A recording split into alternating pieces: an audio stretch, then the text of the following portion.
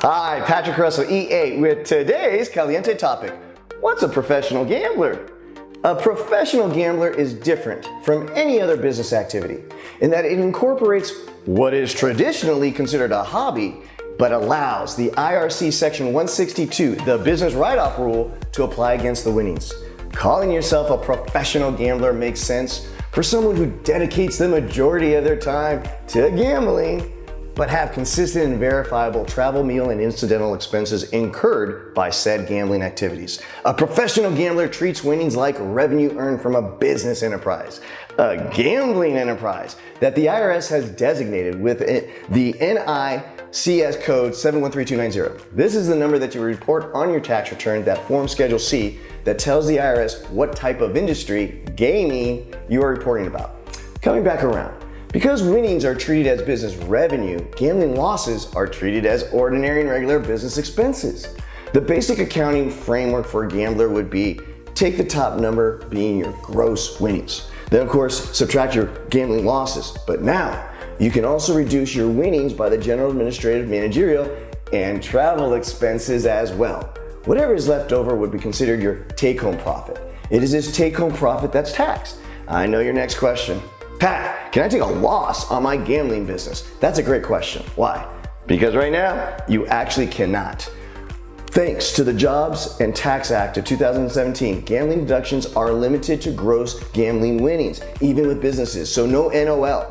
But remember, the current tax rules are set to expire in 2025, when presumably the tax rules prior to 2017 will return and once again allow gamblers to report gambling businesses in the red. I know your next question too, Pat. What do I need to do to start writing on my Vegas trips? Slow down, cowboy. Declaring yourself a professional gambler has a major drawback.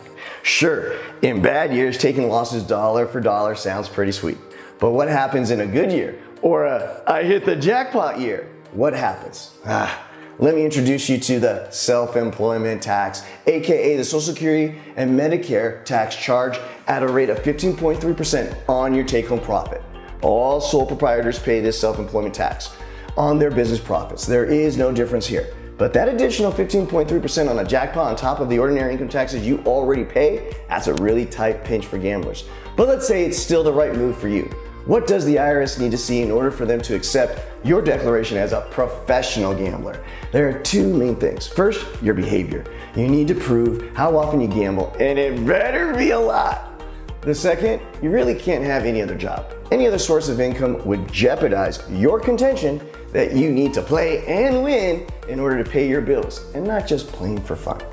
Last word on this, be mindful on how your gambling winnings are being reported to the IRS. A professional gambler will have pages and pages of transcripts showing many Form W-2Gs filed with the IRS by the various casinos.